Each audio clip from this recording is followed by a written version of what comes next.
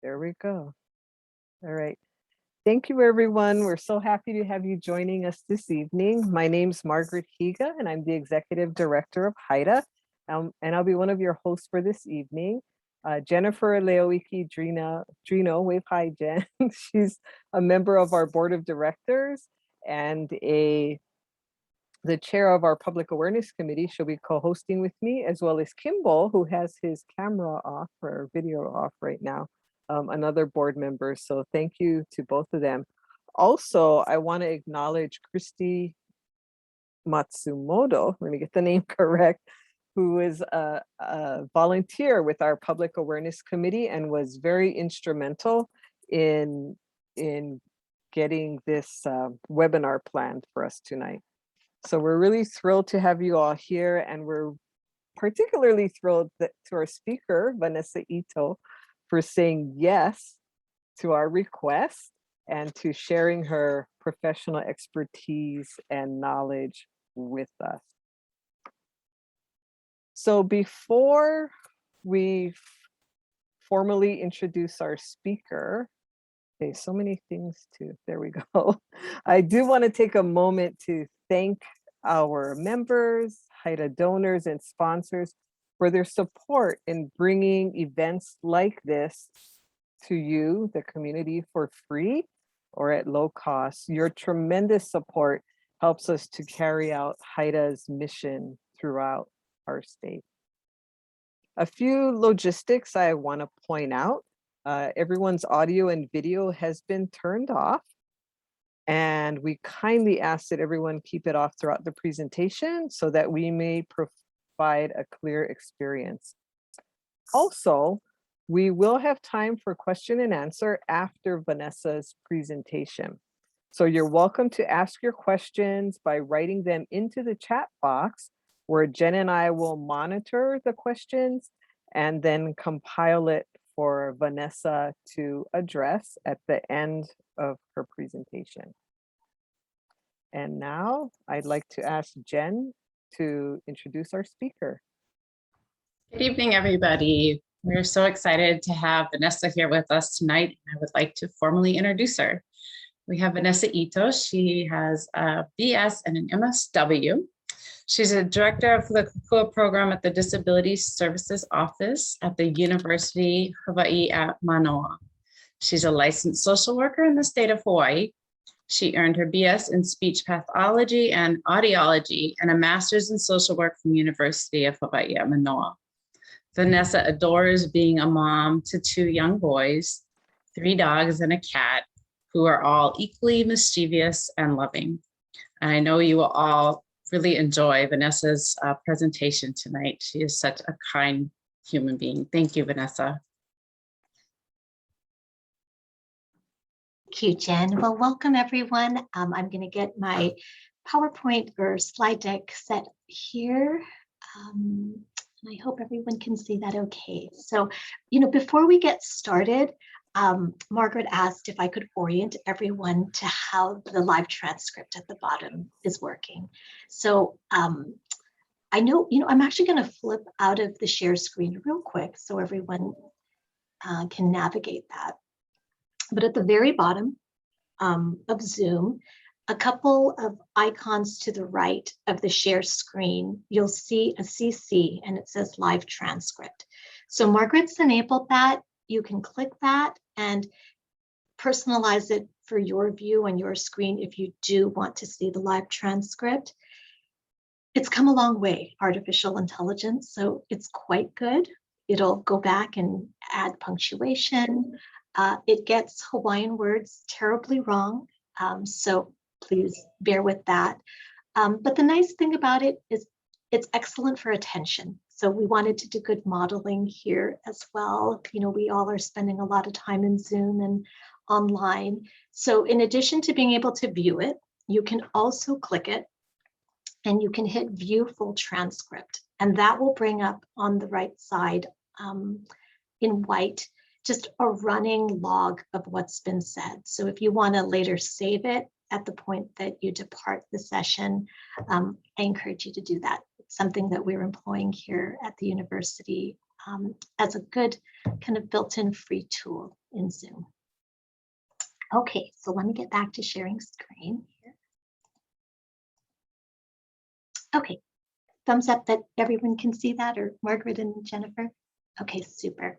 So again, I warmly welcome you. I wish we were all in a room together, but I'm happy to kind of feel the good vibes, and I've heard wonderful things about this group. And I really want to set the tone for, what I'm trying to accomplish this evening. And I'm more than happy to be available at the conclusion of the presentation to answer any questions and to be helpful.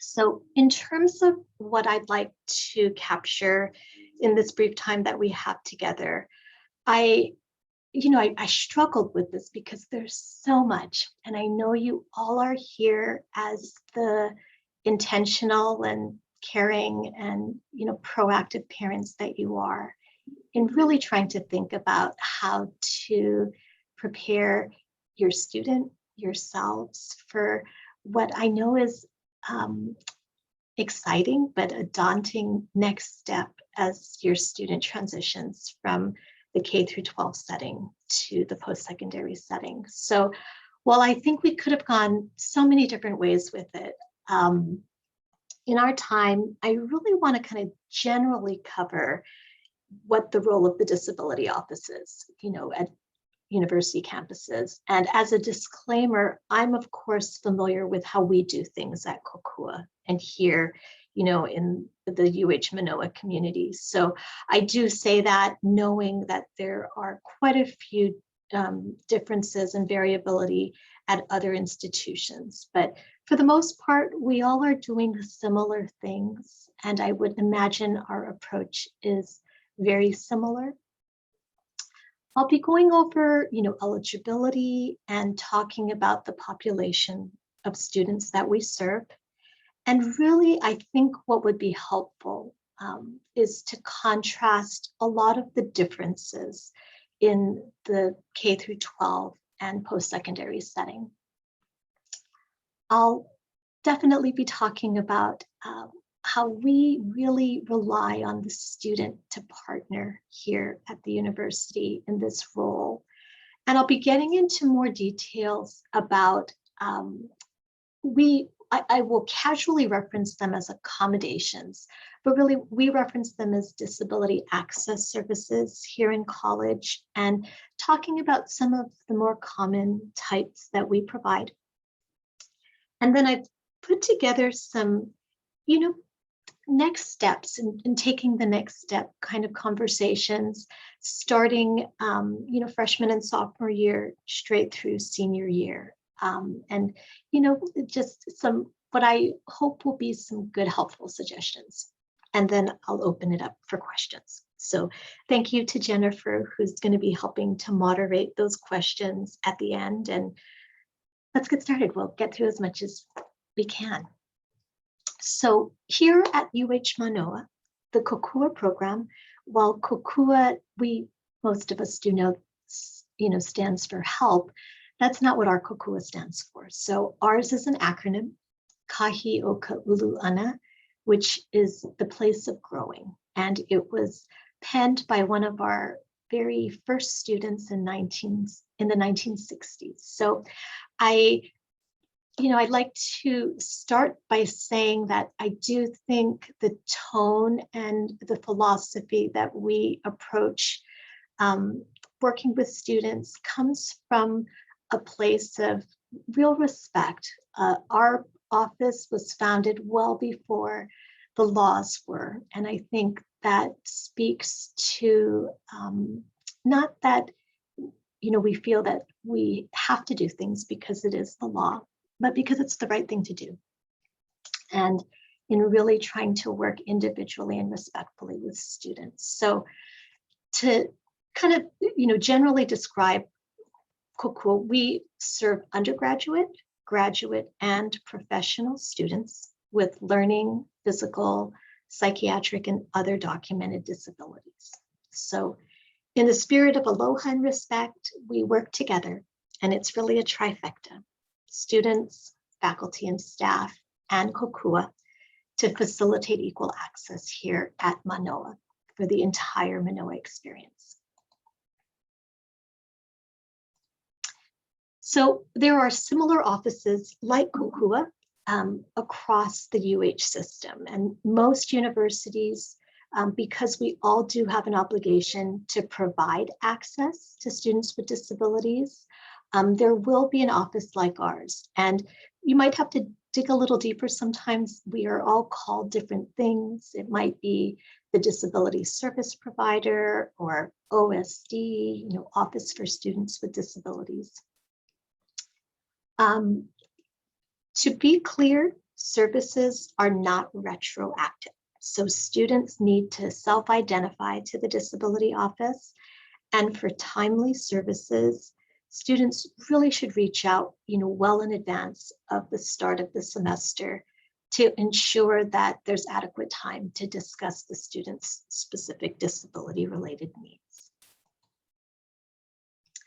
So I'm not going to talk too much about this, but please know, behind the scenes, we do a lot of psychoeducation and outreach on our large campus to really ensure that the entire Manoa experience, from the point of admission straight through to graduation,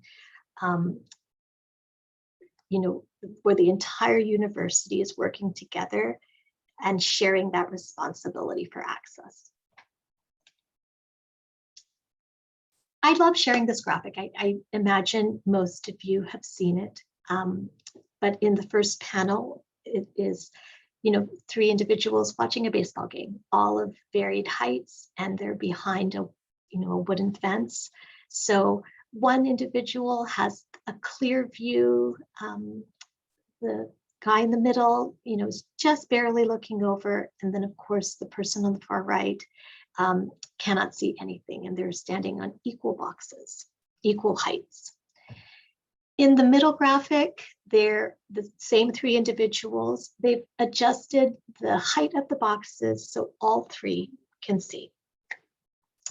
And then in the far right, the wooden fence is removed, and all 3 of the different heights are, behind what looks like a chain link fence. And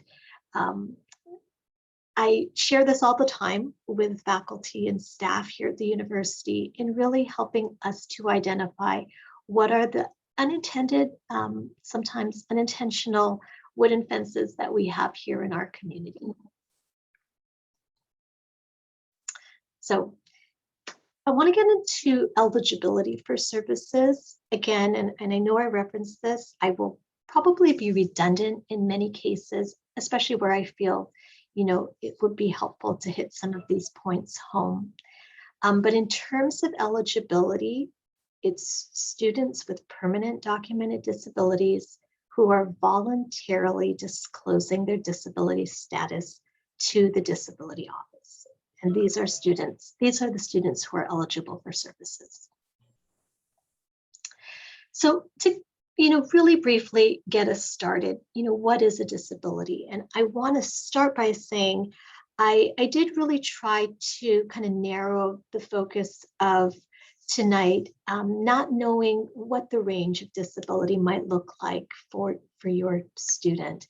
But generally speaking, as more of a very basic definition, and when we're looking at the Americans with Disabilities Act definition, an individual with a disability defined by the ADA is a person who has a physical or mental impairment that substantially limits one or more major life activity.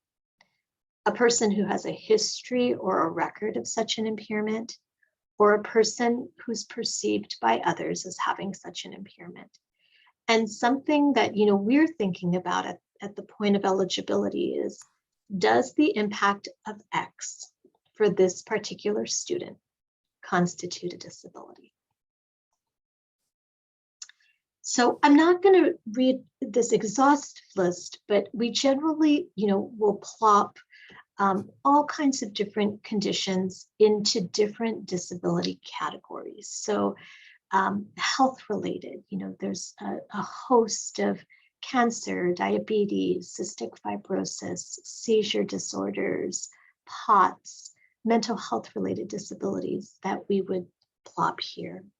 And then students with mobility related conditions. So different kinds of hemiparesis or paraplegia, multiple sclerosis, spinal cord injuries, carpal tunnel, hearing related disabilities, and then learning disabilities, which I know this group is very familiar with, visual disabilities, and then other disabilities. So really for the purpose of tonight, I am wanting to kind of just hone in very generally and also trying to think about what would be relevant to this group. But that's not to assume. I know there's a lot of comorbidity or multiple disabilities that we see. So please know there's so much information out there, but we're going to keep things a little more general tonight. Just to give you, some kind of notion of demographics, when we talk about how many students in post-secondary education have a disability, and of course these figures are a little older, but this is from, statistics in 2019. 19% of undergraduates in 2015 and 2016 reported having a disability. It was 19% for males, 20% for females. And then as the level increased in terms of post-baccalaureate or graduate students, that number got a little smaller. So the percentage for post-baccalaureate students who reported having a disability was about 12%. To give you an idea of the number of students we are currently serving here at UH Manoa, Kokua is currently serving, as of today, about 1,365 students who are active, who have self-identified as having a disability. I'm not going to spend too much time here, but certainly it's important to consider ability on a spectrum in terms of where students might be in regards to understanding English or seeing, hearing, the ability to write, communicate, tune out distractions, learn. So we like providing that as just a good kind of point of reference. And then to know that students are coming to us at so many different points where they may have a visible or an invisible disability. They may have a single disability, or as I referenced earlier, they may have a comorbid condition. They may have a learning disability and be on the autism spectrum and have a psychiatric condition. This might be a long-standing condition that was diagnosed when the student was much younger, or it could be a very recent onset where someone is diagnosed, in college with a learning disability, or has just sustained, some kind of impact from an injury, whether it's as a veteran or someone who's experienced a stroke or was involved in a car accident. We see students who have static conditions, but also episodic conditions. They may live with severe migraines that may not always pop up, but when they do, they are very debilitating, or this might apply to psychiatric conditions or to seizure disorders. And then, of course, we're seeing students who are coming with a lot of documentation and diagnosis, and others who are really reaching out to us at the point that they're suspecting disability.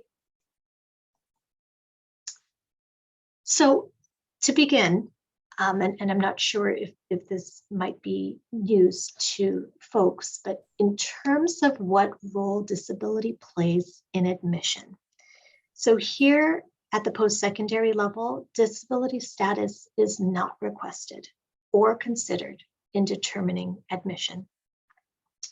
So at this level, all students are qualified students with a disability, and they must meet the academic and technical standards required for both admission and continued participation in that institution's educational program or activity. So I think that's a good segue to talk a little bit about a lot of the differences in terms of the post-secondary access model. So to begin, there are no IEPs in college. There's no special education. IEPs, the individualized education plans, and 504 plans that guided a child's curricular program in high school does not simply carry over to college. And I imagine many of you are really familiar with IDEA, or the Individuals with Disabilities Education Act, which is a K through 12 entitlement law and is really focused on a free and appropriate public education in the least restrictive environment. IDEA is very much about success. What I often let students know, and I know this is scary sometimes to talk about and think about, but the real difference in how we look at college accommodations is the ADA does not promise success. And that being said, we do hope your student will be successful. We hope all students graduate, but they are not entitled to that degree. So the ADA is about equal access. So accommodations are not required to produce an identical result or an identical level of achievement as a student without a disability, but it needs to afford the student an equal chance to obtain the same result or to reach the same level of achievement. So again, a significant difference is that the college cannot inquire about disability, and students are not required to self-identify. Now, the caveat there is if the student wants to pursue accommodations, then they do need to self-identify to the disability office. And it will be that student's responsibility to request disability services each semester or term. So here we know that self-advocacy becomes a lot more critical. Because students are needing to qualify and meet the requirements of the programs that they're in, it's important to know that the university will not fundamentally alter what those requirements are. And, you know, in a similar way, what I always let students know is they are absolutely earning the degrees that they receive. They are meeting all of the same standards as students without disabilities. And so there's not a fundamental alteration of those requirements. So in kind of contrasting, you know, some of the differences that I think are helpful to think about what these look like. Certainly in more of the K through 12 setting, the student is identified by the school as having a disability and is supported by parents and teachers. Here in college, the student must self-identify again to the disability office. Where in the K through 12 setting, schools are responsible for the cost of evaluation. Students assume that responsibility and cost here in college. I think we've talked about, you know, the responsibility for initiating the need for accommodations. That is really important to remember because it won't be the teachers who necessarily will always approach the students if they believe the students need assistance. Now, that being said, you know, we really do encourage professors to make good, appropriate referrals when they do suspect that something is going on. Professors are usually open and helpful, but they are expecting that the students are going to initiate conversations when assistance is needed. So in high school, where parents are the primary advocate, here in college, the student is responsible for that self-advocacy. And FERPA, or the Privacy Rights Act, is in effect. So parents will no longer have access to that information. I'm not going to read through all of this, but I do want to reference in terms of the modification of curriculum or the pace of assignments. That kind of modification is generally not required or happening to a significant degree in terms of assignment deadlines or curriculum design. In a similar way, where the IEP or 504 plan may include modifications for grading, those same modifications would not apply in college. So the grading and the evaluation would be consistent for all students. I think it's helpful to know some of the differences in terms of frequency of exams. And then certainly where we look at some of that scaffolding, where teachers might take time in high school to remind students of assignments and due dates, really in college, professors are expecting students to independently monitor the course syllabi and to be on top of deadlines, as well as to be aware of the academic calendar. And that's so important. Things like when the withdrawal deadlines are, when the grading options change. Those would be really important deadlines for students to be aware of, well before the semester starts. Similarly, where tutoring and individualized study support will be available in high school as a part of an IEP or 504 plan, tutoring does not fall under disability services in college. So students would be seeking out, the same general tutoring resources. I'm talking a little here about assignments and how those might be, much more structured in the K through 12 environment, might be due in class, as compared to where students in college are needing to manage their own time and independently complete assignments that may not be due in class time. They might be due every Sunday night at 11:59. And then thinking a little bit more about studying in terms of the requirements in college as a general guide to be assigning, at least 2 hours outside of class for each hour spent in class.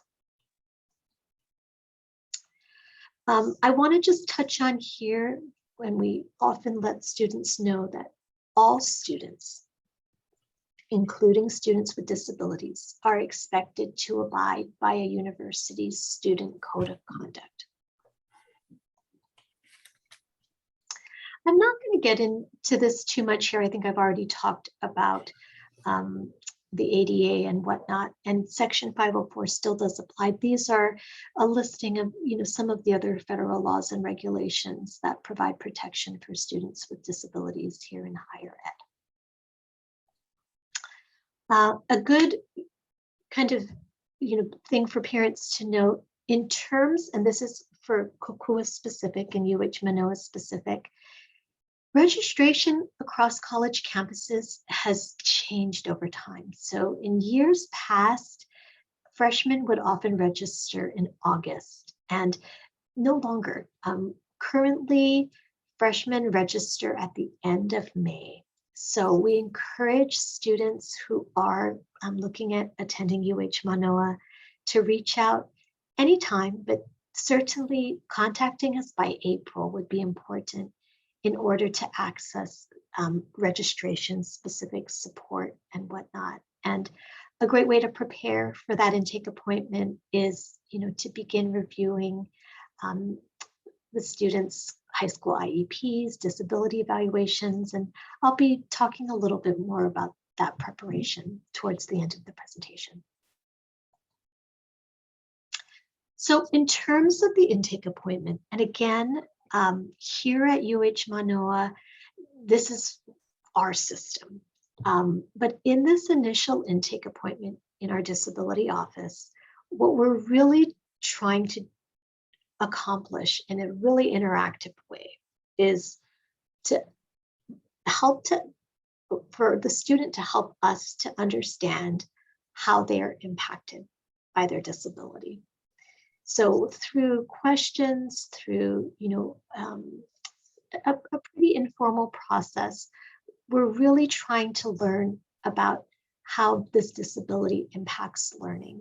And then we're using our professional judgment to determine appropriate accommodations. So again, to contact disability services early, well before the semester starts, and then ensure that they're following up each term or each semester. So this is not unique to Kokua and UH Manoa, but disability services are free. They're confidential, and they're not otherwise going to show up or be visible to on a student's transcript. So again, with that interactive process, we're going to be guiding the student through what their disability experience has been, while we understand a lot of the typical kinds of impact of a diagnosis like ADHD or dysgraphia or dyslexia. Everyone's experience is so unique. And so we really are trying to hear from the student about what their disability experiences look like, the kinds of barriers they've encountered, what their educational history has been, their accommodation history, and then of course, documentation from an external or third party. So we might be looking at, when was the student diagnosed? What kinds of functional limitations are we talking about?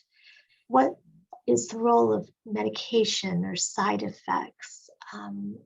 What is the frequency and severity and duration of flare-ups, when disability-related flare-ups, when they occur, if we're talking about maybe more of an episodic condition? Trying to understand through the student's account what their historical experiences have been in terms of barriers that they've dealt with in school. And then what strategies have worked for them, what's been helpful. Also trying to understand, what kinds of technology they've benefited from, or other kinds of, we would refer to it maybe as auxiliary aids or services, but again, that's just a term interchangeably that we would use for accommodations. We really might be trying to understand, what the nature of the barrier is. Again, what's worked in the past, what, the student might think might work in this particular situation based on their own assessment. So they very, very much become a partner and the primary source of information in trying to understand the disability. We'll be asking about the history of accommodations, maybe what kinds of informal accommodations their teachers who knew them well provided, if they're transferring in from another post-secondary setting, what the disability office there had authorized for them, and what accommodations they might have received on standardized tests. In terms of documentation, and I know this is often a really, probably one of the most common questions that parents have, I can tell you that Kokua belongs to a larger group called AHEAD. So that stands for the Association on Higher Education and Disability. And, many disability offices across the nation belong to AHEAD, and AHEAD has developed really comprehensive and clear documentation practices in terms of guidance for disability offices. So It's very consistent in being mindful of what the spirit of the law is and reflective of, kind of current understanding of disability.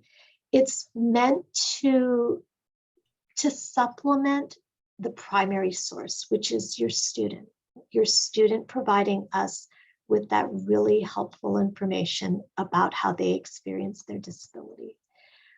So it could look like educational or medical records and reports,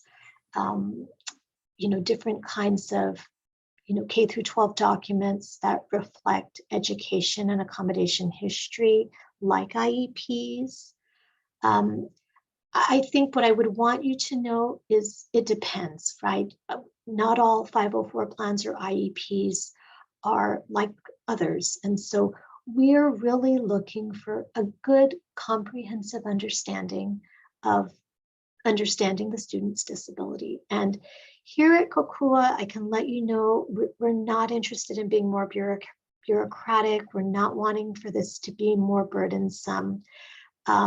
The disability documentation should be current and relevant, but that doesn't mean recent. We understand that disabilities continue, right? So we're not necessarily making blanket statements that there needs to be a neuropsychological evaluation within 3 years. We're really trying to understand what currently applies for your student. And that really might come from a host of different sources, but again, most of which we hope will be coming from your student. And really, all of this combined is how we then are trying to make decisions and understand, what accommodations would be appropriate. I will tell you on the reverse end that we do get all kinds of documentation recommending all kinds of things that sometimes might be inappropriate in the college setting. So we take that as with a grain of salt. Not all pediatricians or clinicians are maybe understanding technical standards and requirements here at the university, but we're looking at it to understand, again, the dynamics of the disability. So in other words, just because the documentation makes a recommendation for an accommodation, the disability office really reserves the right to determine if that's an appropriate accommodation here in college.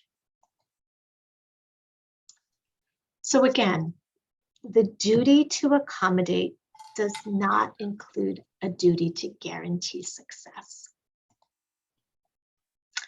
I'm going to spend some time here really getting into more of the common or typical services that we provide.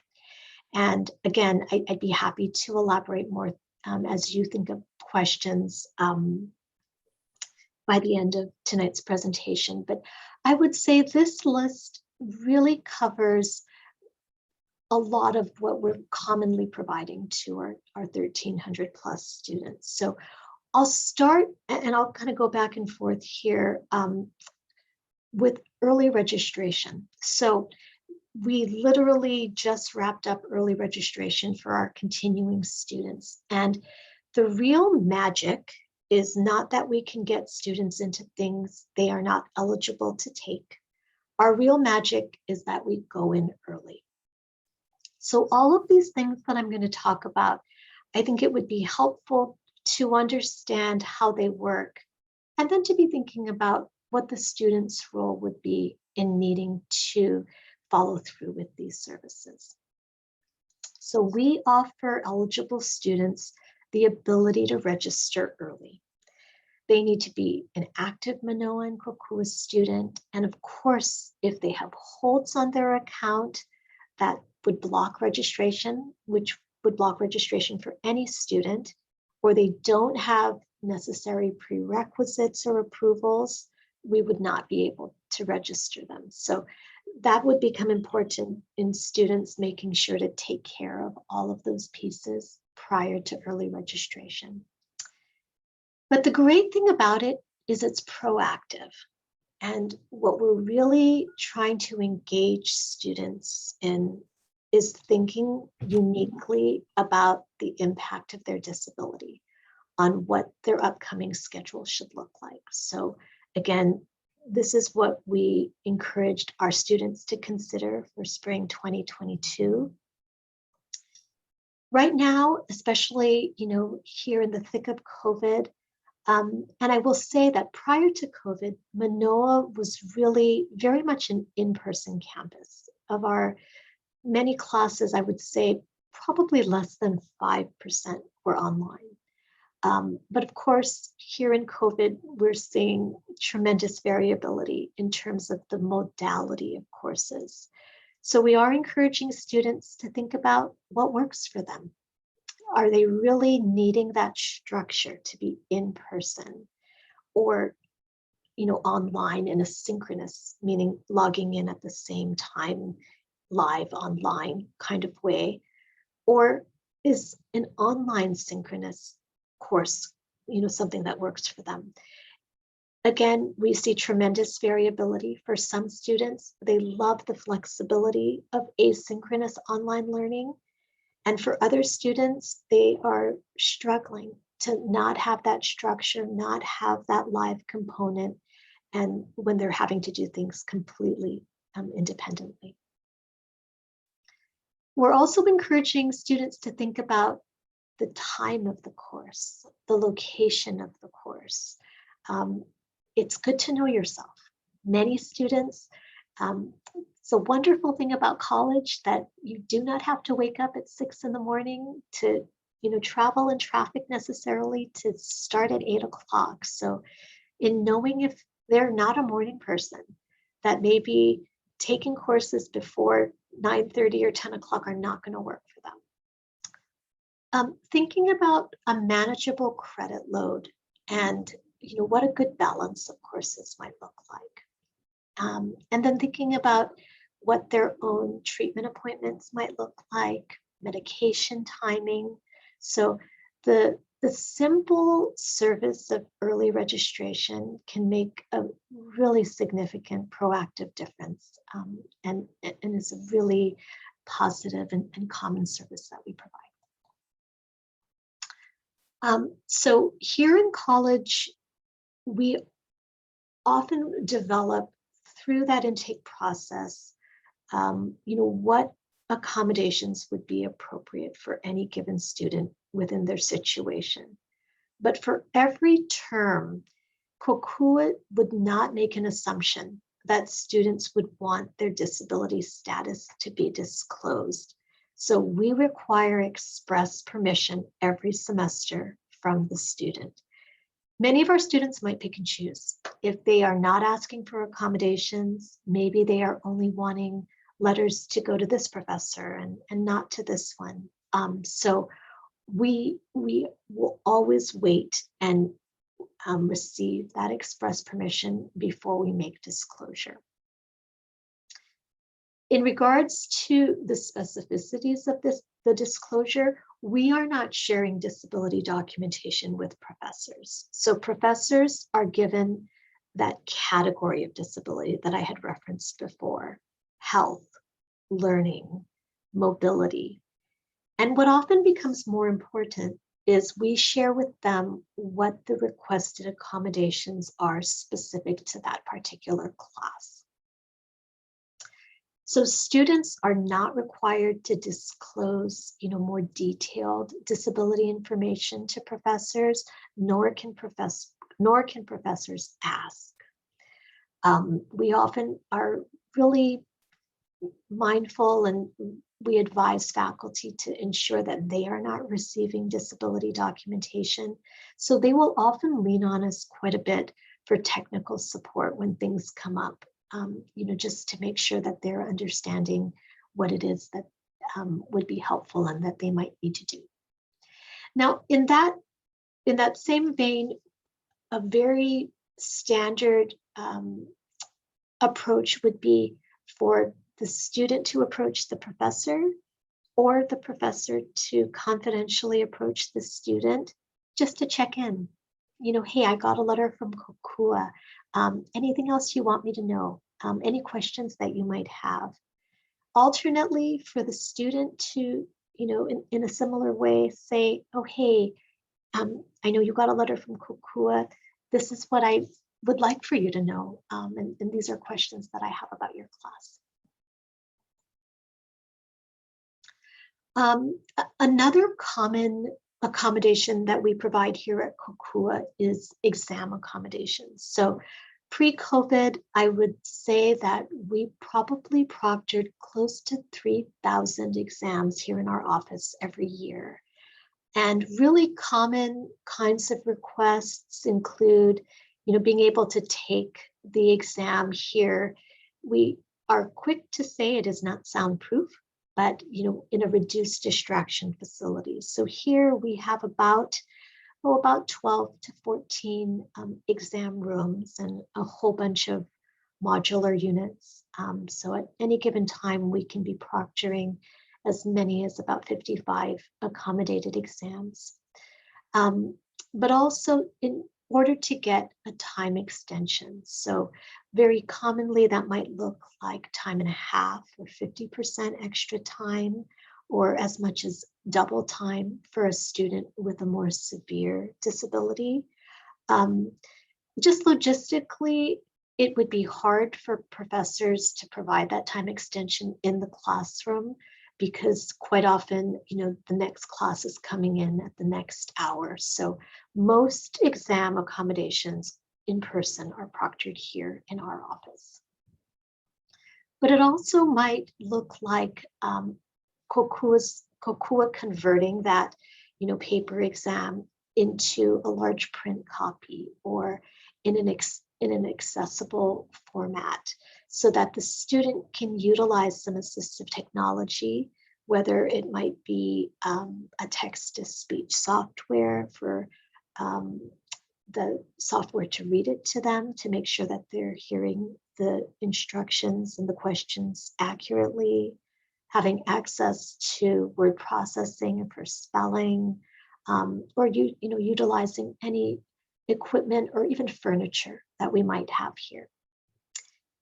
What's important to know is the conditions of that exam mirror those that are enforced in the classroom. So if it is closed book, closed notes in the classroom, that's also what we would enforce here at Kokua.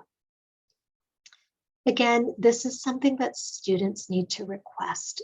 With the number of students we have, we would not otherwise know when exams are scheduled. So students can pick and choose. They are required to submit timely requests to us to make that exam accommodation request at least 1 week in advance and as many as 3 weeks prior to finals. So just so you know, we often will encourage students, hey, first week of the semester, why don't you take out all your syllabi and just make all of your exam requests right now at the same time so you don't have to worry about forgetting and missing that deadline. Another service that we provide is note-taking. And I will tell you that maybe 5 years ago or so, we were probably doing peer note-taking in more than 400 classes here at UH Manoa. We've really cut down on that. And what many universities have adopted is providing access to software in the form of an audio note taker that can really help students to take notes more independently. And this is, more of a recording so that they can determine gaps in their own note-taking and then go back to listen to those sections that they may have missed to revisit that material. Again, this is a service that students need to request prior to the start of the term, and it's for their own use and are not to be shared. And of course, it does not replace the student's own attendance in the class.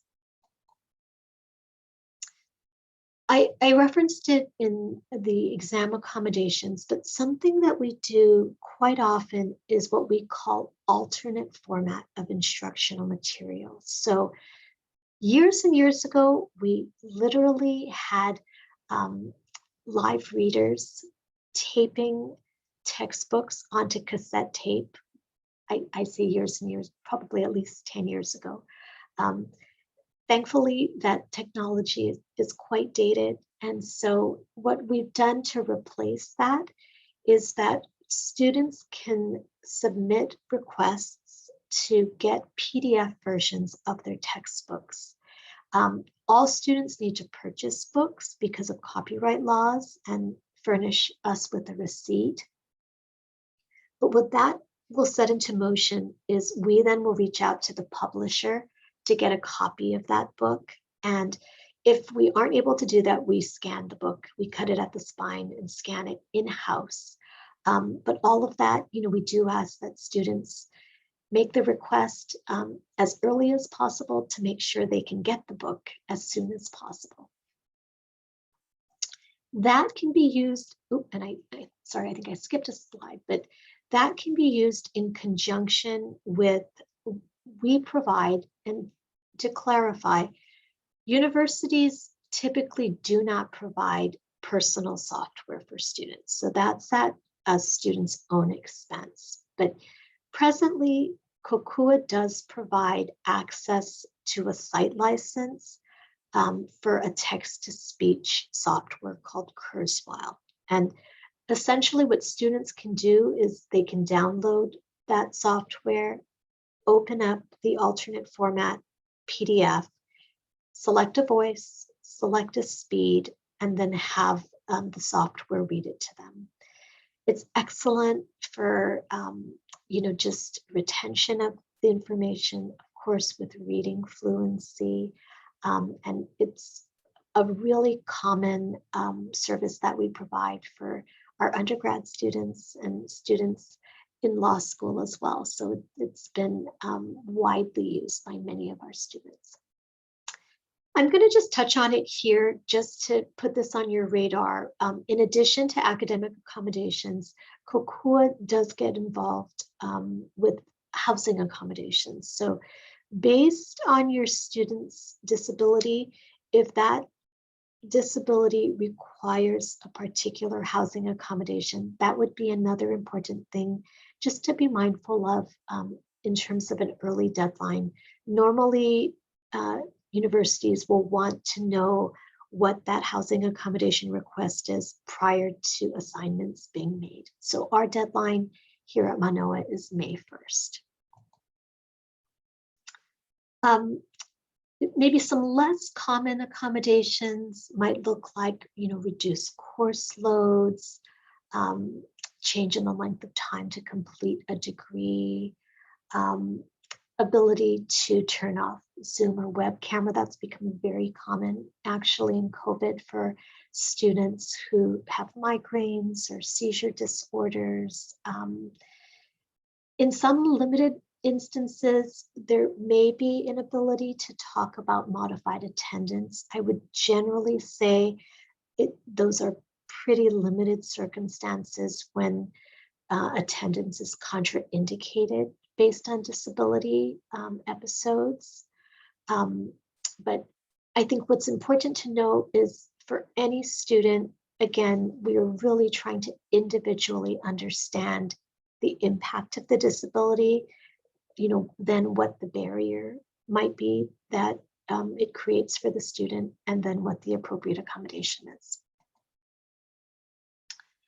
I won't get too much into this here, but I will say, and this is true for all university service providers, it's really our responsibility to individually consider requests. We, can't just shoot from the hip to say no, but we're really trying to, again, understand what the student's needing and then balancing as well, ensuring that the student is still meeting the required academic standard.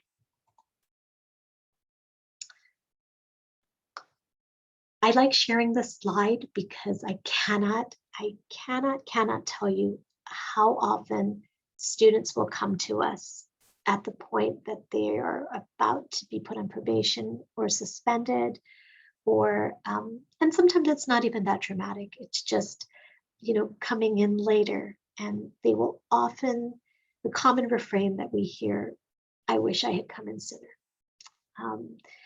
But we recognize and respect that students, this becomes their personal decision. So many times, they may be concerned and they might feel that they would much rather attempt college on their own without disability services. So we absolutely respect where students might be on that continuum. I can let you know that, we are not putting services into place that students might not otherwise feel comfortable with. So for some students, we might just be doing early registration, and that alone would really help them to get an advanced start to setting up a good schedule. And then for others, we might be doing much more involved and frequent services. So I would just mention that during busy periods, there might be a wait time for intake, which could ultimately, push back when accommodations can start. So it's always wonderful when you can encourage your student to be proactive. Okay, I'm going to try to blaze through here, and I also want to reassure you that I'm going to be providing the slides to Margaret and Jennifer to share with you all. But I want to start this next section really not wanting to cause any alarm or parental guilt, because my goodness, none of us need that. And all of you who have shown up here tonight clearly are invested and care about and are wanting to be as proactive as possible. So everything that I'm going to share, I can't emphasize this enough, that I don't want anyone to feel terrified after I share some of this, but I hope instead it can maybe, put some things into motion in terms of thinking about some good next steps for you and your students. So we like to talk about, just what the major skills that are needed for beginning college students. And my goodness, there are whole books and seminars and, tons of resources out there, because this is for all college students, not just students with disabilities. But I have kind of adapted this over time in terms of thinking about preparation, whether that might be classroom preparation or just what their own independent living skills might look like, or social skills. Now more than ever, I think a lot of this preparation and organization looks so different over this last year and a half here in COVID, and now that online courses are much more common. But when I reference this classroom preparation, I'm talking about the physical classroom as well as the online classroom. And so it's talking about being prepared for showing up for a class in terms of readings and knowing what's coming up, being on time and attendance and organization. And as many of you know, in terms of executive functioning, there are so many pieces to this. But then also understanding classroom etiquette and expectations in that in-person and online classroom. I'm not going to get, I'll let you read here the independent living skills and the social skills, but certainly thinking about how students can really be starting to hone their skills in these areas as they're getting ready for college. So what I've done is I have adapted, and I found this years ago, and while pieces of it were old, this was off of a North Dakota, I think, vocational rehabilitation website I had found years ago. but it really has some good kind of cascading information about things to be thinking about, as early as freshman or sophomore year, for students to think about, for parents to be making adjustments as you and your student prepare for kind of this next stage of college. But as students, in particular in freshman and sophomore year, and again, anything that I have here, stated, if you have a student who's older, these things would apply now. So it's never too late, I think, to really at least be talking about some of these pieces. And please know, we have lots of our students who come here and have not done any of these things. So the more that you can be doing it, the better. But for students to routinely be attending and participating in their annual IEP meetings, as freshmen and sophomores, to be able to understand what it means. I cannot tell you how often I'm meeting with a student and I know that they're frustrated, with the questions that I might be asking. They really don't know. And because they generally have deferred to their parents, it's okay, can you talk to my mom about this? Because I'm not sure, right? So helping your student to understand what their IEP means, and really trying to start the conversations about what they might want to do after high school. And that includes looking at required courses for graduation and college admissions, and starting to weave those into their IEP. This is a wonderful, wonderful tip, and I encourage you to really empower your student to ask questions at their IEP if they don't understand something. I know many times IEPs can be so, not automated, but business-like and, technical, but really, ideally, the student should be working their way to being able to co-lead that IEP meeting. Having the student identify social, interpersonal, communication, independent living skills and needs. And this is for all students. Being able to also explore career options with counselors, teachers, parents. But this big one here, learning all they can about their disability and how it impacts their learning. In freshman and sophomore year, to be thinking more about, if they are needing to take the SAT and ACT, and requesting timely accommodations for those tests. So what I've done here is the first slide speaks to what the student needs to do. And then in a similar way, kind of modified this in how parents can begin adjusting and encouraging that empowerment and encouraging some of the discussion in a positive and strengths-based way.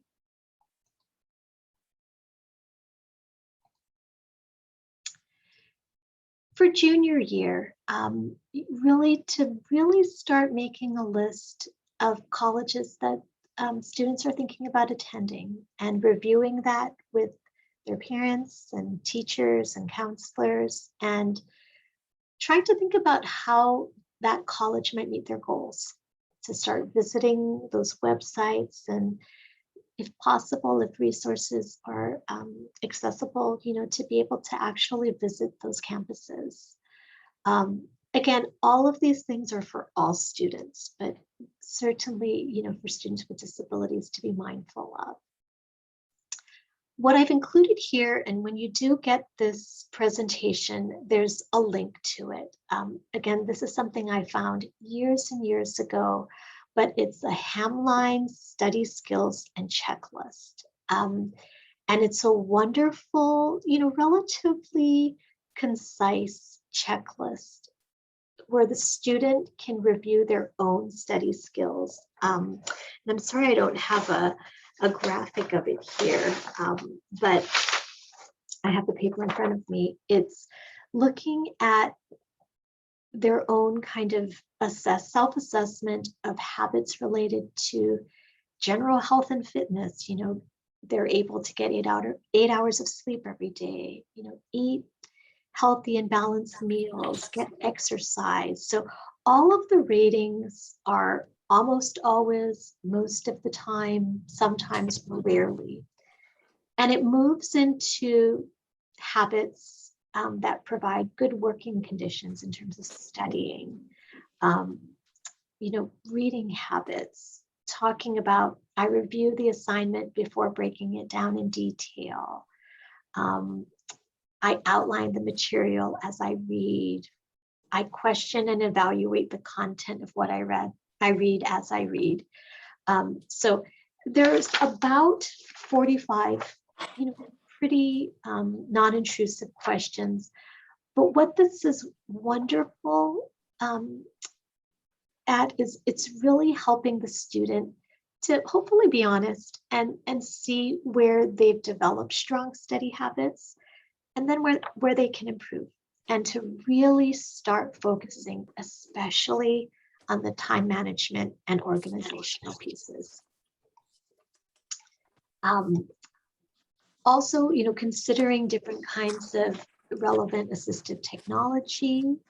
And then this is one I've added in. My goodness, I think we all could probably all benefit from a master class on this, but the management of email. Here in college in 2021, the number of emails that your students will get and will need to be staying on top of important announcements, whether those might be deadlines, whether it's a last minute announcement that class is being canceled, what are those good ways that the student is really starting to get into the management of being able to manage their own email. And then kind of looking at senior year in terms of continuing some of that self-advocacy, continuing to kind of look in a more detailed way at some of those finalists for colleges.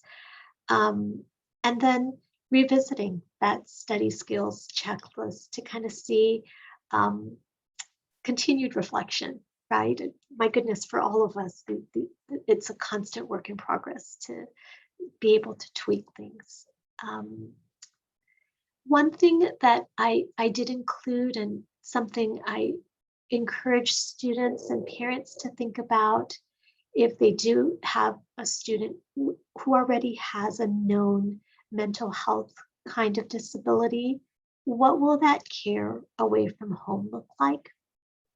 And to really prioritize that, and for both student and parent to be on the same page about what that will look like in terms of setting up a provider, talking about medication management. And this might even be students with ADHD who are needing to think about, just access to that same prescription from another state. What will that look like? And then lastly, if the student is hoping to disclose their disability and pursue accommodations, being able to start contacting that university's disability office right away to set up a good timely appointment. And I'm not going to get into this too much, but related to that checklist, this is where I think it's just helpful for parents to consider where their student is at. And again, in really trying to use that time where your student is still with you to begin to bolster and improve some of this functioning and some of these skills together. So in a similar way, I've included, just that same slide from the parents' perspective in terms of, again, and I know it's sort of like a broken record, but what that encouragement and what those positive discussions will look like at this juncture. So I've provided a ton of information. I apologize in advance for trying to compress so much into it. I am happy to open it up to questions. And I think Jennifer is going to help us to kind of moderate those. So thank you. Yes, thank you so much, Vanessa. You're so thorough, and your empathy is just an incredible thing to feel as a parent of a child with learning differences, to know there's people like you out there that care so much. So thank you. Please feel free, if you have questions, to put them in the chat so that we can ask Vanessa while she's still here with us. Vanessa, I had a question. Does the University of Hawaii, are they test optional at this point, or do they still require the SAT? That's an excellent question. And it's something I told myself I was going to double check for fall 22 before tonight's session. So I'm not sure. Okay. Maybe as we're fielding some questions, I will look that up. It has been in COVID. I'm not sure, what our admissions office is saying the plan will be for fall 22, but I can try to look that up while we're still on. Thank you. I have something I wanted to add. Vanessa, what a wonderful roadmap that you really provided for parents and students in such a calm and encouraging manner. I think is, very, very encouraging and welcoming to students and parents. So one thing I was wondering about, having gone through the college deal with a couple of my own children, does Kokua, like many other schools, offer classes or other types of, say, executive functioning, organizing, study skills, that type of thing? They do not. You don't? And I will tell you, I can tell you what I wish we could do, if time and resources were, more plentiful. We are really understaffed. And so even right now, I think for me personally, where we've had to kind of cut back on other things that we might be able to do, really to ensure that we're meeting the obligations of what we need to be doing. So a couple of years ago, there were 5 of us who were working with, our students. And after a couple of retirements and, vacant positions and job, sweeps with COVID and whatnot, there are 3 of us right now serving, over 1,300 students. So I am hopeful that, we can try to get some of those positions back, and, that we can do more. But presently, no, we do not offer any specific classes that you're describing. Yeah, totally understandable. Are those offered through other departments or offices on campus? Really good question. So there's a lot of, different kinds of support services. So, so many different kind of angles. So for instance, we have a learning assistance center, and that's physically located in our library, but that's really become much more of the hub of where the general tutoring is on campus. They have been, providing coaching support, academic coaching. So this is for all students, where they can, go online and actually schedule that time to spend with folks. So there's some of that available. The counseling center, for instance, our counseling and student development center, they do all kinds of groups. At different times, they have done specific groups geared towards students, for instance, who live with ADHD, right? And trying to talk more kind of strategies. In some cases, it's been more kind of support group kind of style. So I think it really kind of depends where on campus folks are accessing. I'll tell you, our athletes, of course, who are mutually Kokua students as well, they get tremendous access to all kinds of, really one-on-one resources in some of those areas. But right now, it's a little bit more hodgepodge. So we are generally pushing students to, whatever we hear might be available at that time. Vanessa, for a student that maybe partly at UH Manoa campus and then maybe at one of the community colleges, are the offices run similar at the different UH schools so that the students kind of have the same pattern to follow, or do they have to get to know FUA and then whatever KCC offers? Really good question. And I think, just so you all know, it's never been as common, I think, for students to be attending multiple campuses as COVID. Of course, it would be a little hard, right, if folks were having to drive to West Oahu and then Windward and then, Kapilani CC. But because so much has been online during COVID, we've seen a lot more kind of mixing and matching where students are taking things all over. So what's good to know is if a student is a Manoa student, they are able, provided they're carrying at least one Manoa credit, to take courses at any of the community colleges. And so even pre-COVID, the way that we have looked at disability services is the person, or the campus rather, who is, getting the tuition dollar really, or organizationally, that's where the course is rooted. They provide the support services. And, it makes sense because we don't interact with HCC's faculty, right? So every campus has its own culture. So it would be appropriate for HCC to then do the accommodations and reach out. Their disability person would reach out to that campus's faculty to arrange something. But yes, we are doing very similar things, but we do have differences in terms of how we're providing things. So maybe not everyone's going to be doing that Sonocent audio note taker or providing access to Kurzweil or whatnot. So that could look different across the campuses. I will tell you, and this is, my goodness, maybe 1.5 years in here with COVID, it dawned on me the other day, and I was speaking to a student and she had shared so much.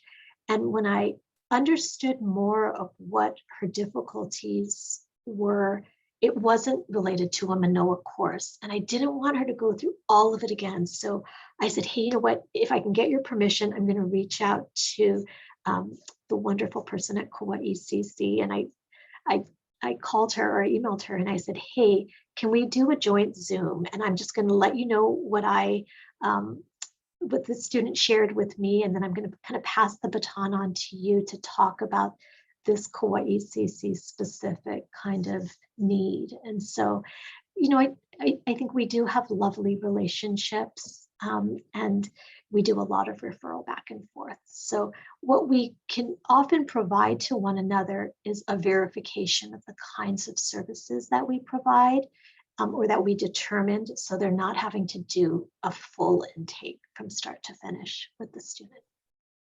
That's great. Thank you. Does anybody else have any questions? Oh, go ahead. Sorry, Margaret. something else occurred to me. So we, people often contact us at HIDA for well, two reasons. One is, they need to either have an initial assessment, or for whatever reason, reassessment. And I know at one time, some of that was provided through one of the departments on campus. So that's one question about the assessment. And then the second question is in regard to, I guess, almost like advocacy. And if a student, sometimes they contact us and they're having difficulty in getting accommodations or in maybe expressing what they need. So the first question is about the assessment and where, or if there's anything on campus that students can access, either low cost or free. And then also about, when your office or how they get involved with advocacy type of help. So, to clarify, Margaret, I mean, you're specifically talking about learning disability. Correct, right? correct, yeah. Yeah. Yeah. Because we see students, with all kinds of, different and related needs, including, mental health needs. So in terms of on campus, no. At different times, and we have had staff who are able to do that. Again, universities typically are not providing that evaluation, right? Many times it's really fueled by personnel, right? So years ago, our counseling and student development office had someone who had experience conducting assessments. So at that time, the counseling center did kind of market that, and they earmarked a portion of her time to be able to conduct those assessments, and we could refer them accordingly. Right now, they are so understaffed as well. And so presently, there's nothing on campus. So I'm always looking for different resources in the community as well to provide to students. We, of course, do let students know about the LD and ADHD Center of Hawaii, but I know just across the board, waiting lists have been so long. Of course, costs are so high. So I wish I had more inspiring kinds of solutions there. I'll just share at the HIDA website, we do have a list of resources, but you're right. I mean, the costs may be prohibitive. So we always encourage, whether it's for a child or an adult, to check with the individual provider, and then also to check with, their medical insurance, their other providers, see what may or may not be covered. But that resource is available as well. Margaret, after I think one of our meetings, I did see that on your website. So occasionally I will kind of blast different providers, just asking more information, what their waiting lists are looking like, and, what their availability would be like. I think what would be important, I think a couple people on that list, they don't often do assessments for college students. It might be, more for K through 12. But I hear you. So, and I'm always open to different suggestions. In regards to the advocacy, I'm not sure if maybe you're thinking about kind of process-wise. So students can always make an appointment with and this is not limited to Kokua, right? This is across the nation in terms of, hey, this is something that I want to address. I'm experiencing my disability this way. This might be new information. I just got more information from an assessment. Is this an accommodation that that could be considered? So what's important is, if a disability office is denying an accommodation request, generally they're putting that into writing and with an explanation as to why. Every office should have a grievance procedure if a student feels that they're not getting the accommodations that they need, and there generally is a process for kind of appealing and having that evaluated in a different way. And so that, just to clarify, so if accommodations are approved, and then if the student is having difficulty with a particular instructor or professor, well, I mean, that's another scenario. Yeah. That's another scenario, but Yeah. generally they should bring that to the disability To the service office. Okay. Yeah. Okay. Thank you. Yeah. We often will tell students, and it's a common thing I'm regularly telling students in intake, that I am never going to know that you're struggling if you don't let me know.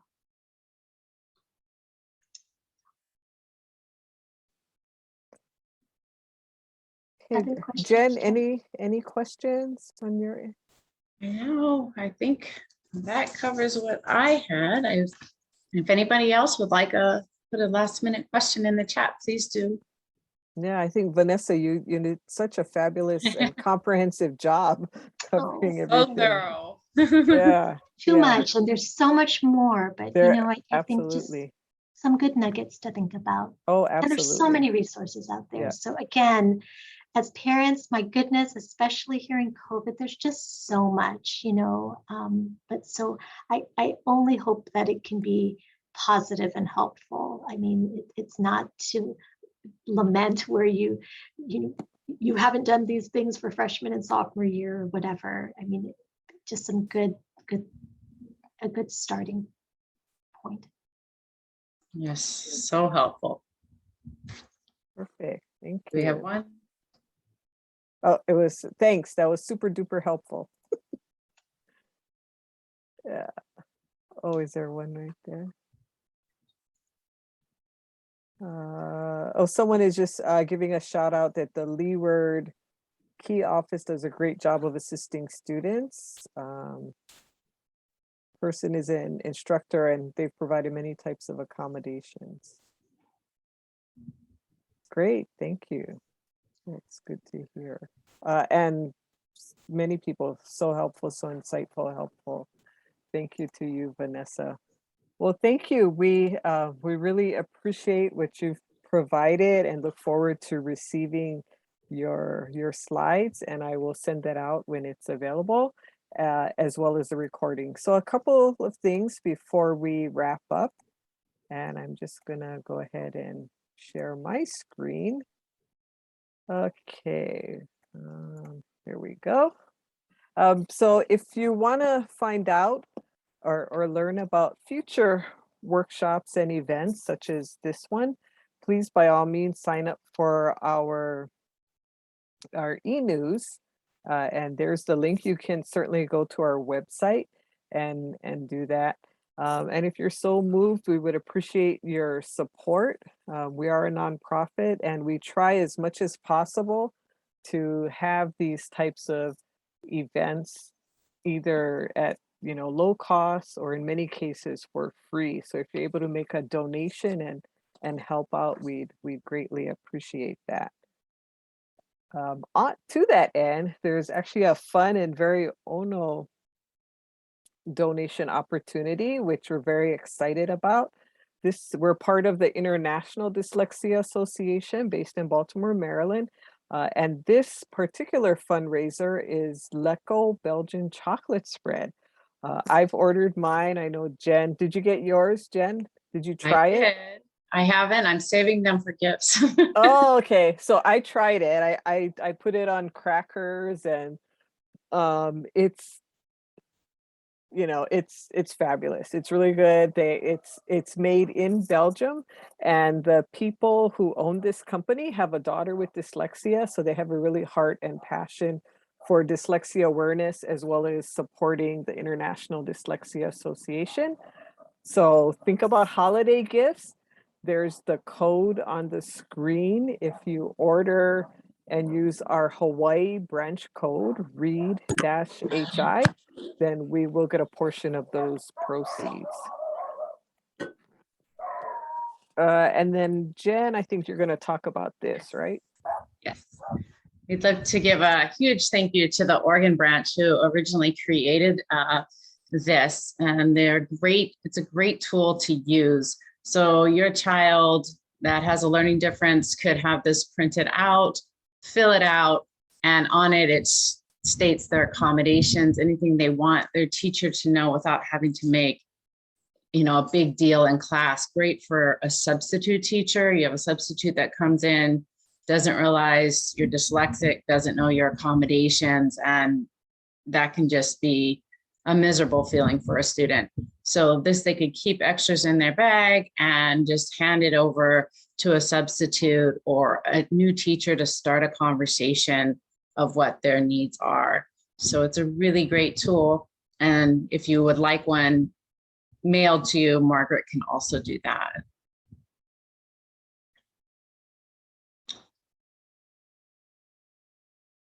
And then we also have these great bracelets that were also originated with the Oregon branch that say you are not alone. And it's just a nice thing for a student to receive in the mail, to have with them, to wear if they want, to just remember that they're not the only child with dyslexia. My daughter originally received one from the Oregon branch, and it had a huge impact on her, just knowing that there's other people out there thinking about her and letting her know she's not alone in this journey. So again, you can let Margaret know and she can mail that out to you. Okay, perfect, Jen. And then just a couple more things. We are a membership organization and we'd love it if you consider joining. For parents, it's $50 a year. And again, a portion of your dues will come directly back to the Hawaii branch to support programs like this one. And there's other member benefits. Please go to the IDA website membership and you can see what those different membership levels and benefits are. And finally, oops, let me go back one. There we go. So there's our website, our email. I'll leave this slide up for a little bit.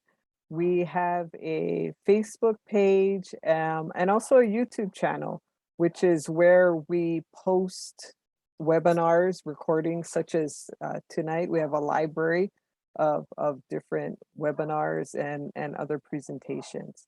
So again, on behalf of HIDA and the Public Awareness Committee, Jen, Kimball, we thank you, Vanessa, for taking your time. We know, I mean, 3 of you working in the office, it's mind-boggling, you know, what you're doing and that you put on such a fabulous presentation for us tonight. And mahalo to all of you for tuning in. We really appreciate it. Have a great evening.